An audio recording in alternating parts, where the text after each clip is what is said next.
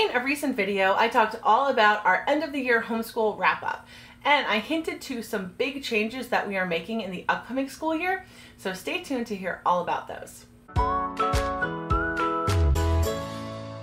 Hi everyone, I'm Michelle and this is A Common Life. If you are new to my channel, I'm a homeschooling mom of 5 kids ages 4 through 12. They are basically going to be in 1st grade through 7th grade this coming year. I can't believe I was 7th grader.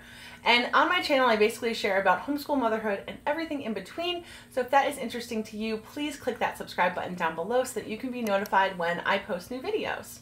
This video is going to be all about the big, huge changes that we are making in the 2018-2019 homeschool year.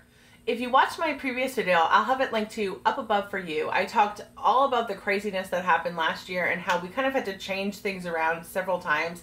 And so this upcoming year, we are going to try to prevent that from happening. And we have made some big changes for some of the children.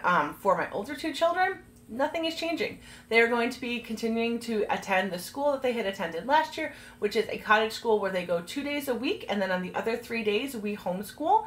And so that is basically the plan for them. They're just going to continue doing that. My son will be in 7th grade, which means he will be in the logic school. And the logic school is much more difficult. It is, they can start actually earning high school credits during the logic school. High school credits during the logic school. And so it's definitely going to be challenging for him. So he has some work he's going to be completing this summer just to make sure he is where he needs to be for the fall. My daughter was in the 6th grade class this last year because they didn't have any room for her in the 5th grade class where she should have been.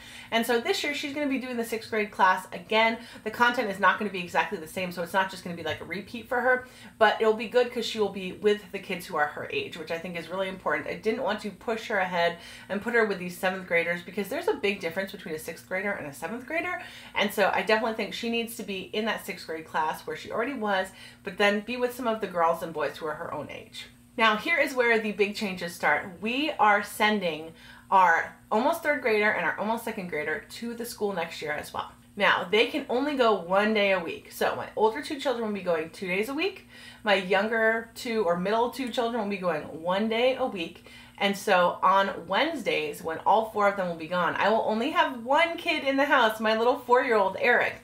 I cannot believe that. That is so weird. I've never, ever, since I had kids, been in that position. Ever. I have always had my kids home with me, or if they weren't home, it was because they were at a co-op. This last year, for the past few months, was strange when my older 2 children were gone from about 8:30 to 3, 2 days a week. So that was a huge transition and a huge change. But next year is going to be even crazier when 1 day a week I'm only going to have 1 kid. So that should be really, really fun. Crazy, but fun. And then the other thing, which was just, this was the biggest thing, and I told a bunch of people that we did this and they were kind of surprised because I've never done it before. We are sending Eric, my 4-year-old, to preschool 2 days a week. So our schedule is going to look like this. On Mondays, my oldest 2 children will be at the school. On Tuesdays, Eric will be at preschool in the mornings. On Wednesdays, my 4 children will be at the school and only Eric will be home with me. And then on Thursdays, Eric will be back at preschool for from about 9 to 12 again. So it is going to be just totally different. Just a totally, completely different year. We did have the option to add on a 3rd day at the school for the kids, for the older 2 kids, but I decided I didn't want that. I wanted our Fridays free. I wanted to be able to have a long weekend if we wanted to, and honestly, since Eric's just in preschool, if we needed to even take that Thursday off, it wouldn't be that big of a deal. The preschool was incredibly, incredibly affordable for us, and it is literally less than 2 miles from our house. And the school is moving, and it is even less than that from our house. I think my kids can actually walk to it or maybe ride their bikes to it. So it's crazy. It is just amazing how all of these things have kind of come together and worked out really, really well for us. So my plan is that on Mondays, when the older 2 children are at school, I'm going to do a lot of in-depth work with my 2nd and 3rd grader. We're going to do whatever big maybe unit studies or things like that that we need to do. We'll do those on that day. And then Tuesdays and Thursdays, when my 4-year-old is at preschool, those 2 mornings, I'm going to take that time to really, really work with my other 4 children, just not have that distraction of a 4-year-old, because if you have a 4-year-old or a 3-year-old or, you know, anything, any younger child, they are very distracting and they need a lot of attention. And so we felt that it was going to be really good for Eric to not constantly feel like he's kind of pushed aside so that I can take care of the older kids. So that he actually has his own special thing that he does, and he'll be learning, you know, phonics and writing and things like that, which will be really fun for him, doing crafts and things like that. It's a little Christian preschool, so I think it'll be really, really fun for him. So it also enables me to be able to work those 2 mornings with my children. So I'm probably going to set up some type of routine or schedule where maybe I have like 45 minutes per child or something like that, just to make it work so that I have these blocks of time to work with each of them.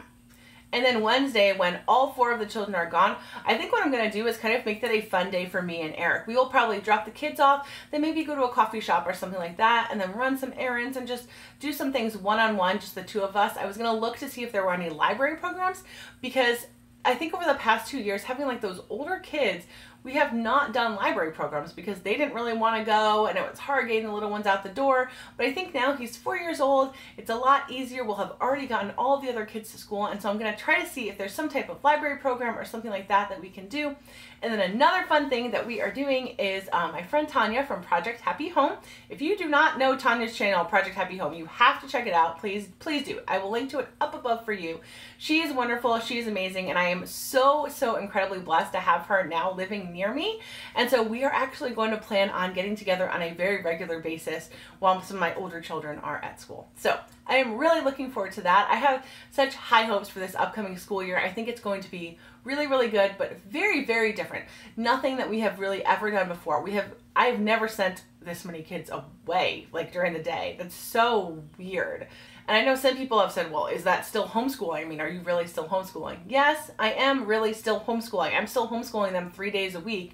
And I am still accountable for all of the planning and all of the grading and all of the transcripts and the standardized testing and all of that stuff. Like, if I did not do that, then we would be in trouble with the state. They would, you know, take my kids to public school.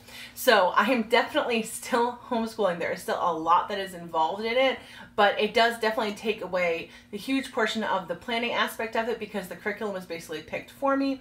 The assignments are assigned for me, but I do have to be the one that keeps the kids accountable, make sure that they get that work done on those 3 days or those 4 days where they are not at the school. All of those days, I'm completely responsible for them.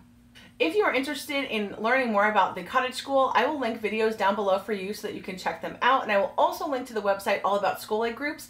Our director of our school is basically like one of the premier people for school aid groups. She's just wonderful.